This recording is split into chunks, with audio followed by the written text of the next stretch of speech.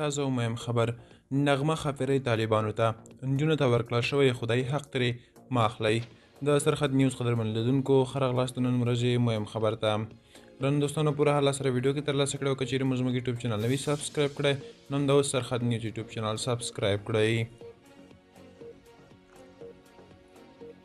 د افغانستان وتلې سندرغاړې نغمې له طالبانو غوښتنه کړې چې نجونې ښوونځیو ته پرېږدي او خدایي حق دې ترې نه اخیستل کیږي. ښاپیرۍ نغمې په دې وروستیو کې د افغانستان نجونو د تړلو ښوونځیو د پرانیستي غوښتنه په یوې داسې سندره کې کړې چې له موسیقۍ پرته یې ویلې او د طالبانو له حکومت یې غوښتي چې د نجونو د زده کړو مخه دې نه نیسي. نوموړې وایي له دغه سندرې موخه دا وه چې اوسني چارواکي باید ژر تر ژره د نجونو ښوونځي پرانیزي. له سید عبدالله نظامي سره په مرکه کې میرمن نغمې ویلي طالبان د سندرو مینوال دي او تمه لري غږ به یې واورېدل شي.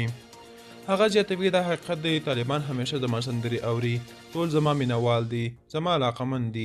موسیقي داسې یو شی دی چې هره ټولنه ورته ضرورت لري، هر انسان هر زړه ورته ضرورت لري او دوی زما مینوال دي. د دوی په ترانو کې چې زه دا اوس وینم ټول زما طرزونه دي، نو که دوی سندرې نه اوري نو طرزونه یې څنګه او له کوم ځایه زده کړي دي.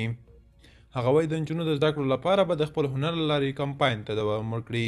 میرمن نغمه وایي د امنیت او ټیکاو په برخه کې د طالبانو هڅې د ستاینې وړ دي، خو پر میرمنو لګول شوي محدودیتونه به افغانه ټولنه شاتګ تاړ کړي.